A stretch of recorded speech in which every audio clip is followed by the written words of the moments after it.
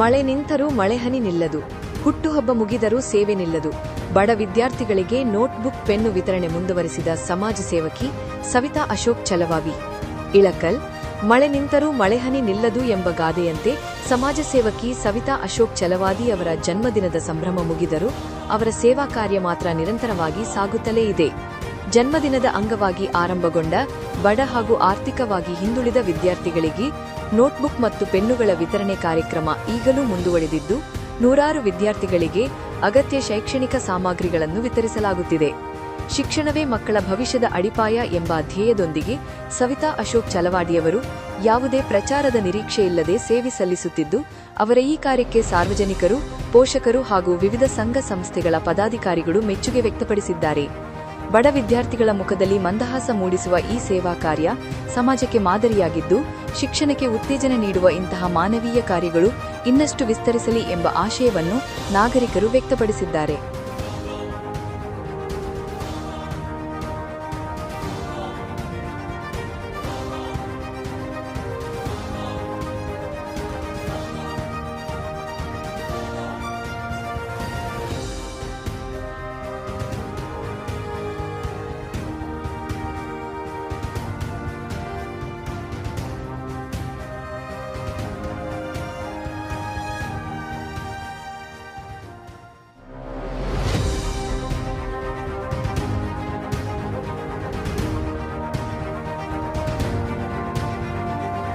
ಸರ್ಕಾರಿ ಹಿರಿಯ ಪ್ರಾಥಮಿಕ ಶಾಲೆ ನಂಬರ್ 1 ಶಾಲೆಯ ಇವತ್ತು ನೋಟ್ಬುಕ್ ವಿತರಣೆ ಮಾಡೋದಕ್ಕಾಗಿ ನಮ್ಮ ಸೋದರಿ ಸಮಾನರಾದ ದೀಪು ದೀಕ್ಷಾ ಕ್ರೀಡೆ ಮತ್ತು ಸಾಂಸ್ಕೃತಿಕ ಶಿಕ್ಷಣ ಸಂಸ್ಥೆ ರಿಜಿಸ್ಟರ್ಡ್ ಇಳಕಲ್ ಇವರು ತಮ್ಮ ಹುಟ್ಟುಹಬ್ಬದ ನಿಮಿತ್ತ ನಮ್ಮ ಶಾಲೆಗೆ ಇವತ್ತು ಬಡ ವಿದ್ಯಾರ್ಥಿಗಳಿಗೆ ನೋಟ್ಬುಕ್ ಮತ್ತು ಪೆನ್ನುಗಳನ್ನು ವಿತರಿಸುತ್ತಾರೆ.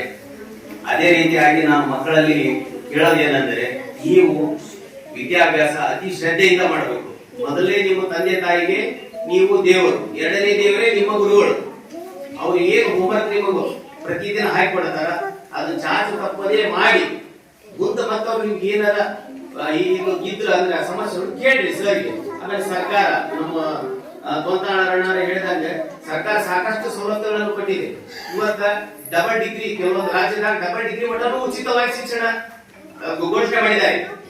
ಅದೇ ರೀತಿ ಆದ ಕಾರಣ ತಾವೆಲ್ಲ ಮಕ್ಕಳು ಶ್ರದ್ಧೆಯಿಂದ ಓದ್ಬೇಕು ಅಂತ ಹೇಳಿ ನನ್ನಲ್ಲಿ ಕಾಣ್ತೀನಿ. ದಾರಿಗಳದಾವ, ಬದುಕಿ ಸಾಕದ, ಏನಪ್ಪಾ ನಾವು ಪ್ರಗ ಬದುಕಬೇಕು ಅನ್ನುವಂತ ಒಂದು ಇದೇನಿಲ್ಲ. ಕನಿಷ್ಠ 4 ಮಂದಿಗೆ ಟ್ಯೂಷನ್ ಹೇಳಿದ್ರು ಕೂಡ ಬದುಕುವಂತ ಒಂದು ಪರಿಸ್ಥಿತಿ ನಿರ್ಮಾಣ ಆಗಿರ್ತದೆ. ಅದಕ್ಕೆ ಯಾರು ಆತ್ಮಹತ್ಯೆ ಮಾಡ್ಕೊಳ್ಳಾರ್ದಂಗ ಒಂದು ಧೈರ್ಯ ತುಂಬುವಂತ ಕೆಲಸನ ಶಿಕ್ಷಕರು ಮಾಡ್ಕೋಬೇಕು. ಆನಂತರ ಈ ಪುಸ್ತಕಗಳನ್ನೆಲ್ಲ ಕೊಡ್ತಾರಲ್ಲ ನಿಮ್ಗ, ನೀವು ಸರಿಯಾದಂತ ದಾರಿಯೊಳಗ ಅಭ್ಯಾಸ ಮಾಡ್ಬೇಕು. ಕೆಲವೊಂದು ಟಿವಿ, ಮೊಬೈಲ್ ಇವೆಲ್ಲ ಬಿಟ್ಬಿಡ್ರಿ ಮನೆಯೊಳಗ. ಅವಾಗ ಮತ್ತೆ ಮುಂದೆ ಅವ್ ನೋಡದ್ರಿ, ಅವು ಎಲ್ಲಿ ಹೋಗಂಗಿಲ್ಲ, ಎಲ್ಲಿ ನಿಮ್ ಜೊತೆಗೆ ಇರ್ತಾವ, ಇನ್ನೂ ಸಾಕಷ್ಟು ಇಂಪ್ರೂವ್ ಆಗ್ತಾವ, ಬರ್ತಾವ, ನೋಡದ್ರಿ. ಆದ್ರೆ ನಿಮ್ಮ ಕೆಲಸ ಏನು ವಿದ್ಯಾರ್ಥಿಗಳು ಅಂತಂದ್ರೆ ಶಿಕ್ಷಣ ಮತ್ತು ಸಂಸ್ಕಾರ, ಇವು ಎರಡು ನೀವು ಮೈಗೂಡಿಸ್ಕೊಂಡ್ಬಿಟ್ರಿ ಅಂತಂದ್ರೆ ನೀವು ಎಲ್ಲಿ ಬೇಕಾದ್ರೂ ಹೋಗ್ಬೋದು, ನೀವು ಎಂತ ಹುದ್ದೆ ಬೇಕಾದ್ರೂ ಸ್ವೀಕಾರ ಮಾಡ್ಬೋದು. ನಾನು ಸತ್ಯವಾಗ್ಲೇ ಹೇಳ್ತೀನಿ, ನಾ SSLC ಪಾಸ್ ಆಯ್ತು 5ನೇ ಚಾನ್ಸಿಗೆ, ಅದು 35% ಒಳಗ. ನೀವು ಹೇಳ್ಬೇಕಂದ್ರೆ ನಾನು ಸರ್ಕಾರಿ ನೌಕರಿ ಮಾಡಿದ್ದೀನಿ. ಆದ್ರೆ ಪ್ರತಿಯೊಂದು ಕಷ್ಟಕ್ಕೂ ಆತ್ಮಹತ್ಯೆ ಮುಖ್ಯ ಕಾರಣ ಅಲ್ಲ. ಎಲ್ಲರೂ ಸಂಯಮದಿಂದ ಇರ್ರಿ, ಆಲೋಚನೆ ಮಾಡ್ರಿ, ದಿಟ್ಟ ಹೆಜ್ಜೆ ಇಡ್ರಿ, ನಿಮ್ಗೆ ಭವಿಷ್ಯ ಉಜ್ವಲವಾಗಿರ್ತದ. ಮತ್ತು ಈಗಿನ ಒಂದು ಶಿಕ್ಷಣ ಪದ್ಧತಿ ಏನಂದ್ರೆ, ಯಾರು ಎಷ್ಟೇ ಕಲೀರಿ ಸರ್ಕಾರ ಸಾಲ ಕೊಡ್ತದ, ಎದಿ ಹೊಡಿಬೇಡ್ರಿ. ಈಗ ಎಷ್ಟೋ ತಂದೆ ತಾಯಿ ನಾನು ಸಾಕಷ್ಟು ಬುದ್ಧಿ ಹೇಳ್ತೀನಿ. ನಮ್ದು ಏನೈತ್ರಿ, ನಾವು ಬಡೋದಿವ್ರಿ, ದಿನಕ್ಕೆ 100 ರೂಪಾಯಿ ದುಡಿತೀವ್ರಿ, ಮಕ್ಕಳಿಗೆ ಹೆಂಗ್ ಕಲಿಸ್ಬೇಕ್ರಿ ಅಂತ ಅಂದ್ರು. ಈಗ ಮೊನ್ನೆ ಸರ್ಕಾರ ಒಂದು ಆದೇಶ ಮಾಡ್ಯದ, ತಂದೆ ತಾಯಿಗಳ ಪಾಲಕರ ಆದಾಯವನ್ನು ಪರಿಗಣಿಸಬಾರದು, ಬ್ಯಾಂಕಿಗಳಿಗೆ ಆದೇಶ ಮಾಡ್ಯದ. ಅವರು ಅದನ್ನ ಧಿಕ್ಕರಿಸಿ ಸಾಲ ಕೊಡದೇ ಇದ್ರ, ಶಿಕ್ಷಣ ಸಾಲ ಕೊಡದೇ ಇದ್ರ ಅವ್ರು ಅಪರಾಧಿ ಸ್ಥಾನಗಳಲ್ಲಿ ನಿಲ್ತಾರ. ಇದು ಎಲ್ಲರಿಗೂ ನೆನಪಿರ್ಲಿ ನಿಮ್ಗ. ಅದಕ್ಕೆ ಎಲ್ಲರೂ ನಮ್ ಬಡತನ ಆಗೈತಿ ಅಂತ ಹಿಂದೆ ಸರಿಬೇಡ್ರಿ. ನಿಮ್ಗೆ ಎಷ್ಟು ಕಲೀಲಿಕ್ಕೆ ಸಾಧ್ಯದ ಅಷ್ಟು ಕಲೀರಿ. ನಿಮ್ಮ ಸರ್ಕಾರ ಸಾಕಷ್ಟು ಯೋಜನೆಗಳನ್ನು ಕೊಟ್ಟದ. ನಿಮ್ಗೆ ಕನಿಷ್ಠ ಉನ್ನತ ಶಿಕ್ಷಣಕ್ಕೆ 20 ಲಕ್ಷ ರೂಪಾಯಿವರೆಗೂ ಸಾಲ ಕೊಡ್ತದ. ಹೊರದೇಶಕ್ಕೆ ಹೋಗಿ ಕಲಿತೀವಿ ಅಂದ್ರೂ ಕೂಡ ನಿಮ್ಗೆ ಸಾಲ ಕೊಡ್ತದ. ಅದಕ್ಕೆ ದಯವಿಟ್ಟು ಎಲ್ಲರೂ ಶಿಕ್ಷಕರಾಗಲಿ ವಿದ್ಯಾರ್ಥಿಗಳಾಗಲಿ ನಮ್ಮಂತ ಹಿರಿಯರಾಗಲಿ ಎಲ್ಲರಿಗೂ ಧೈರ್ಯ ತುಂಬಿ ಎಲ್ಲರ ಮಕ್ಕಳು ಉಜ್ವಲ ಭವಿಷ್ಯಕ್ಕೆ ನಾವು ಪ್ರಯತ್ನ ಪಡೋಣ ಅಂತ ನಾನು ಹೇಳ್ತೀನಿ. ನಿಜ ಮಕ್ಕಳು ಮುಖ ನೋಡಿದ್ರೆ ಬಹಳ ಖುಷಿ ಅನ್ಸುತ್ತೆ. ನಿಜವಾಗ್ಲೂ ನೀವೆಲ್ಲರೂ ಚೆನ್ನಾಗಿ ಹೋಗ್ಬೇಕು. ಒಳ್ಳೆ ಒಳ್ಳೆ ಶಿಕ್ಷಕಿಯರದಾರ, ಸರ್ಗಳದಾರ, ಒಳ್ಳೆ ಒಳ್ಳೆ ವಿದ್ಯಾಭ್ಯಾಸ ಮಾಡಿ ಉತ್ತಮ ಪ್ರಜೆಗಳಾಗಲಿ ಅಂತ ನಾನು ಹೇಳ್ತೀನಿ. ಉತ್ತಮ ಶಿಕ್ಷಕರಿಂದ ಗೌರ್ಮೆಂಟ್ ಸ್ಕೂಲ್ನಾಗ ಸಿಗೋ ಶಿಕ್ಷಣ ಇನ್ನೆಲ್ಲಿ ಸಿಗೋಕ್ ಸಾಧ್ಯ ಇಲ್ಲ ಅಂತ ನಾನು ಹೇಳ್ತೀನಿ. ಯಾಕಂದ್ರೆ ನಾನು ಒಂದು ಗೌರ್ಮೆಂಟ್ ಸ್ಕೂಲಿಂದ ಕಲ್ತು ಬಂದಿದ್ದೀನಿ ಮತ್ತು ನಮ್ಮ ತಂದೆಯವರು ಗೌರ್ಮೆಂಟ್ ಸ್ಕೂಲ್ ಟೀಚರ್ ಅದ. ಕಲಿಯೋ ಮನಸ್ಸಿತ್ತಂದ್ರೆ ಎಲ್ಲರೂ ಕಲಿಬೋದು. ಅತ್ಯುತ್ತಮ ಶಿಕ್ಷಣ ಗೌರ್ಮೆಂಟ್ ಸ್ಕೂಲಲ್ಲೇ ಸಿಗುತ್ತೆ ಅಂತ ನನ್ನ ಅಭಿಪ್ರಾಯ. ಯಾಕಂದ್ರೆ ಉತ್ತಮ ಪದವೀಧರರು ಶಿಕ್ಷಕರು ಒಂದು ತರಬೇತಿಯನ್ನು ತಗೊಂಡ್ ಬಂದಿರ್ತಾರ. ಅವ್ರಿಗೆ ಮಕ್ಕಳದ್ದು ಯಾವ ರೀತಿ ಬೋಧನೆ ಮಾಡ್ಬೇಕಂತಂದು ಎಲ್ಲಾ ರೀತಿಯಿಂದ ಎಲ್ಲಾ ಶಿಕ್ಷಕರಿಗೆ ಗೊತ್ತಿರ್ತ. ಹೀಗಾಗಿ ಅವರು ಮಕ್ಕಳಿಗೆ ಅನುಗುಣವಾಗಿ ಅವ್ರ ಬುದ್ಧಿಮಟ್ಟಕ್ಕೆ ಅನುಗುಣವಾಗಿ ಶಿಕ್ಷಣ ನೀಡ್ತಾರೆ ಮತ್ತು ಕಲಿಕೆಯನ್ನು ನೀಡ್ತಾರೆ ಅಂತ ನನ್ನ ಅಭಿಪ್ರಾಯ. ತಾವೆಲ್ಲರೂ ಉತ್ತಮ ಶಿಕ್ಷಕರನ್ನು ಹೊಂದಿದ ಮಕ್ಕಳ ನಿಜವಾಗ್ಲೂ ಅವರು ಹೇಳೋ ಪಾಠಗಳನ್ನು ಗಮನವಿಟ್ಟು ಕೇಳಿ ಉತ್ತಮ ಪ್ರಜೆ ಆಗಿರಿ. ನಾಡಿಗೆ ಒಳ್ಳೆ ಹೆಸರು ಕೊಡಿ. ಆಮೇಲೆ ಇದೊಂದು ಸ್ಕೂಲಿಗೆ, ಇದೊಂದು ಯುವಕರಿಗೆ, ಇದೊಂದು ಏರಿಯಾಗ ಒಳ್ಳೆಯ ಮಕ್ಕಳಾಗಿ ಬೆಳೆಯಂತ ಮಾತು ಮುಗಿಸ್ತೀನಿ. ಜೈ ಮಳೆ ಐತ್ರಣ್ಣ.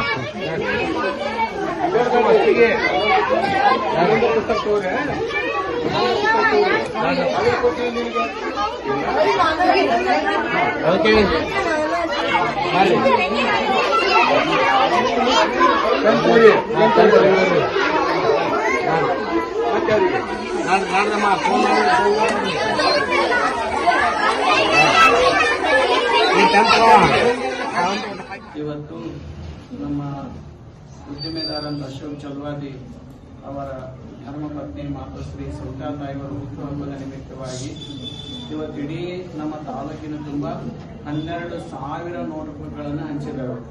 ಅಂದ್ರೆ ಯಾರಿಗೆ ಹಂಚಿದರೆ ಎಲ್ಲ ಬಡ ವಿದ್ಯಾರ್ಥಿಗಳು ಹಂಚಿದ್ದಾರೆ. ಸರ್ಕಾರಿ ಶಾಲೆಯಲ್ಲಿ ಕಲಿತಕ್ಕಂಥ ವಿದ್ಯಾರ್ಥಿನಿಯರಿಗೆ ಮಾತ್ರ ಅವರು ನೋಟ್ಬುಕ್ ಹಂಚಿದ್ದಾರೆ. ಅಂದ್ರೆ ಬಡ ಮಕ್ಕಳಿಗೆ ನೋಟ್ಬುಕ್ ತಗೊಳ್ಳೋದು ಕಷ್ಟ ಆಗಿರ್ತದೆ ಅಂತ ತಿಳ್ಕೊಂಡೇಳಿ ಬಡ ಮಕ್ಕಳಿಗೆನೆ ಸುಮಾರು 12,000 ನೋಟ್ಬುಕ್ಗಳನ್ನು ಹಂಚಿದ್ದಾರೆ. ಇಲ್ಲಿ ನಮ್ಮ ಕಂಠಿ ಮಾದರಿ ಶಾಲೆಯಲ್ಲಿ ಇಡೀ ಒಂದು ರೂಮನ್ನ ಸುಮಾರು ಲಕ್ಷಾಂತರ ರೂಪಾಯಿ ಖರ್ಚು ಮಾಡಿ LKG ಬೇಕಾದಂತ ಎಲ್ಲ ಸಾಮಗ್ರಿಗಳನ್ನು ಕೊಡಿಸಿದ್ದಾರೆ. ಹಿಂಗಾಗಿ ಅವರ ಸಾಮಾಜಿಕ ಸೇವೆ ಕಳಕಳಿ ಬಹಳ ಉತ್ಕೃಷ್ಟವಾದದ್ದು ಅಂತ ನನಗೆ ಅನಿಸ್ತದೆ. ಅದಕ್ಕಾಗಿ ಆ ತಾಯಿ ಒಳ್ಳೆ ಆದರ್ಶ ತಾಯಿ. ಅದಕ್ಕೆ ಇವತ್ತು ನಿಮಗೆಲ್ಲ ಏನ್ ಹೇಳೋದು, ನೀವೆಲ್ಲ ಭಾಗ್ಯವಂತರಿದ್ರಿ. ಅವ್ರು ಸಾಲಿಗೆ ಹೋಗಿದ್ರ ಎಂತೆಂತ ಸಾಲಿದು ಈ ಊರಾಗ ಅದಾವ ಜಗ್ಗಿ ಸಾಲಿ ಮಸ್ತ್ ಅದಾವ ಸಾಲಿ. ಆ ಸಾಲಿಗೆ ಅವ್ರು ಹೋಗ್ಲಿಲ್ಲ, ನಿಮ್ ಸಾಲಿಗೆ ಬಂದಾರ ಅವರು. ಅಂದ್ರೆ ಮಕ್ಕಳನ್ನ ಬಡ ಮಕ್ಕಳನ್ನು ಹುಡ್ಕೊಂಡು ಅವ್ರು ಬಂದಾರ ಅವಾರ. ಅದಕ್ಕಾಗಿ ಅವ್ರಿಗೆ ನಾವು ತುಂಬಾ ಕೃತಜ್ಞತೆಗಳನ್ನ ನಾವು ಸಲ್ಲಿಸ್ಬೇಕು. ಮತ್ತ ಅದ್ರ ಮ್ಯಾಗ ಇನ್ನೊಂದೇನು ಹೇಳೋದಂದ್ರೆ ನೀವೇನು ಈ ಶಾಲೆ ಕಲಿತರು ಬಹಳ ಭಾಗ್ಯವಂತರಿದಿರಿ. ಎಷ್ಟು ಚಲೋ ಗಿಡ ಅದಾವ, ಎಷ್ಟು ಚಲೋ ನೆಳ್ಳೈತಿ, ಎಷ್ಟು ಚಲೋ ಆಟದ ಮೇಲೆ ಎಷ್ಟು ಚಂದ ಐತಿ ಶಾಲಿ, ಬಹಳ ಚಲೋ ಐತಿ. ಮತ್ತ ಎಲ್ಲದಕ್ಕಿಂತಲೂ ಚಲೋ ಯಾರಂದ್ರೆ ಇಲ್ಲ ಗುರುಗಳು ಚಲೋ ಅದಾರ. ಇಲ್ಲಿ ಗುರುಮಾತೆಯರು ಬಹಳ ಚಲೋ ಅದಾರ. ಅವಾರ ನೋಡ್ರಿ ಮಕ್ಕಳಿಗೆಲ್ಲ ಎಷ್ಟು ಚಂದ ವಚನ ಕಲಿಸ್ಯಾರ ಅವರು. ತಾಯಿಗಳು ಸರ್ಗಳು ಮಕ್ಕಳಿಗೆಲ್ಲ ಸಂಸ್ಕಾರ ಕೊಟ್ಟಾರ. ನಿಮಗೆಲ್ಲ ಶ್ರೀ ಗುರು ಬಸವಲಿಂಗ ಅನ್ಸಕ್ ಕಲಿಸ್ಯಾರ. ಅವರ ಇಡೀ ಸಾಲಿನ ಬಸವಮಯ ಮಾಡ್ಯಾರ. ಬಸವಣ್ಣ ಅಂದ್ರೆ ವೈಚಾರಿಕತೆ, ಅಂದ್ರೆ ಮೌಢ್ಯತೆಯನ್ನು ನಿವಾರಣೆ ಮಾಡಿ, ಜಾತೀಯತೆ ಇಲ್ಲ, ಮೌಢ್ಯತೆ ಇಲ್ಲ, ಅದು ಶುದ್ಧವಾದಂತ ಮಾನವೀಯತೆಯನ್ನು ಹೇಳ್ತಕ್ಕಂಥ ಒಂದು ಬಸವ ಪ್ರಜ್ಞರು. ಅದನ್ನ ಅವರು ಮಕ್ಕಳಲ್ಲಿ ತುಂಬುವುದೇನೈತಲ್ಲ ಬಹಳ ಶ್ರೇಷ್ಠವಾದಂತ ಕಾರ್ಯ. ಎಲ್ಲಾ ಗುರುಮಾತೆಯರು ಅದಕ್ಕೆಲ್ಲ ಸಹಕಾರ ಕೊಟ್ಟು ಮಕ್ಕಳನ್ನ ಬೆಳೆಸಕ್ಕಾರ. ಅದಕ್ಕೆ ನೀವೆಲ್ಲ ಏನ್ ಹೇಳ್ಬೇಕಂದ್ರ, ಈಗ ನಿಮ್ ತಂದೆ ತಾಯಿಗೆ ರೊಕ್ಕದ ಸಾಲಿಗೆ ಹಚ್ಚಕ್ ರೊಕ್ಕ ಇದ್ದಿದ್ದಿಲ್ಲ ಅಂತ ಈ ಸಾಲಿಗೆ ಹಚ್ಚಾರ, ಹೌದಲ್ವಾ? ಹೌದಲ್ಲ? ನಿಮ್ಮ ತಂದೆ ತಾಯಿಗೆ ರೊಕ್ಕ ಬಂತಂತ ತಿಳ್ಕೊ, ಬಹಳ ಕಷ್ಟಪಡೋದು. ಒಂದು 50,000 ರೊಕ್ಕ ಬಂತಂದ್ರೆ ಏನ್ ಮಾಡ್ತಾರ? ರೊಕ್ಕ ಸಾಲಿಗೆ ಹಚ್ಚಿರ್ತೀರಿ ನೀವು? ರೊಕ್ಕ ಸಾಲಿಗೆ ಹಚ್ಚಿರ್ತೀರಿ? ಬೇಡ, ಅದು ಮೋಹ, ಅಲ್ಲಿ ಹೋಗ್ಬೇಡ್ರಿ. ಎಷ್ಟ ರೊಕ್ಕ ಇದ್ರು ಸಹಿತ ನೀವು ಕಾರ್ ಗಾಡಿ ತಗೊಳ್ರಿ ಮನ್ಯಾಗ, ಆದ್ರೂ ಯಾವ ಸಾಲಿಗೆ ಹೋಗ್ತೀನಿ ಅನ್ಬೇಕು ನೀವು? ಈ ಸಾಲಿಗೆ ಬರ್ರಿ. ಗೌರ್ಮೆಂಟ್ ಸಾಲಿ ಬಹಳ ಚಲೋ ಐತಿ. ಇದ್ರಷ್ಟು ನೋಡಿ ಯಾವ ಖಾಸಗಿ ಶಾಲೆಗೂ ಇಷ್ಟು ಚಲೋ ಇಲ್ಲವೇ? ನಾನು ಜಸ್ಟ್ ಖಾಸಗಿ ಶಾಲೆ ಎಲ್ಲ ನೋಡೇನು. ಅದು ಇಷ್ಟು ಚಲೋ ವ್ಯವಸ್ಥಿತ, ಇಷ್ಟು ಕಲಿಸೋದೇನೈತಲ್ಲ ಯಾವ ಖಾಸಗಿ ಶಾಲೆಗೂ ಕಲ್ಸಂಗಿಲ್ಲ. ಇಷ್ಟು ಚಲೋ ನೋಡಿದ್ರಿ, ಬರೀ ಓದ್ಕೊಂತ ಹೋದ್ರು ಸಾಕು.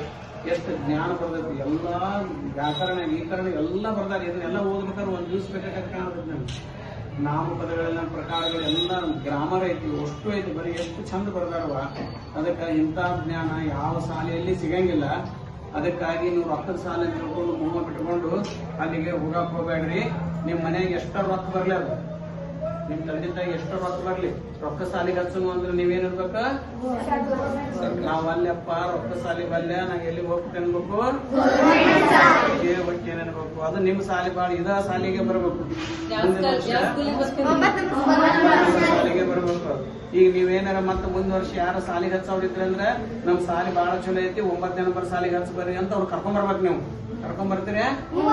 ನಿಮ್ ಸಾಲಿ ಬಾಳ ಚಲೋ ಐತಿ, ಈ ಸಾಲೆ ಕಲ್ತವ್ರೆಲ್ಲ ದೊಡ್ಡ ದೊಡ್ಡ ವ್ಯಕ್ತಿಗಳಾಗ್ಯಾರ, ಬಹಳ ದೊಡ್ಡ ದೊಡ್ಡ ವ್ಯಕ್ತಿಗಳ ಸಾಲೆ ಕಲ್ತವ್ರೆಲ್ಲಾರು ಈಗ ರೊಕ್ಕ ಸಾಲಿ ಮೂವ್ ಹಾಕಿ ಹತ್ತಾಗಿರ್ತ ರೊಕ್ಕಿದ್ದಾರೆ. ಆದ್ರೆ ದೊಡ್ಡವರೆಲ್ಲರೂ ಇದೇ ಸಾಲೆ ಕಲ್ತಾರ ಅಷ್ಟ್ರು, ಹೌದಲ್ಲವೇ?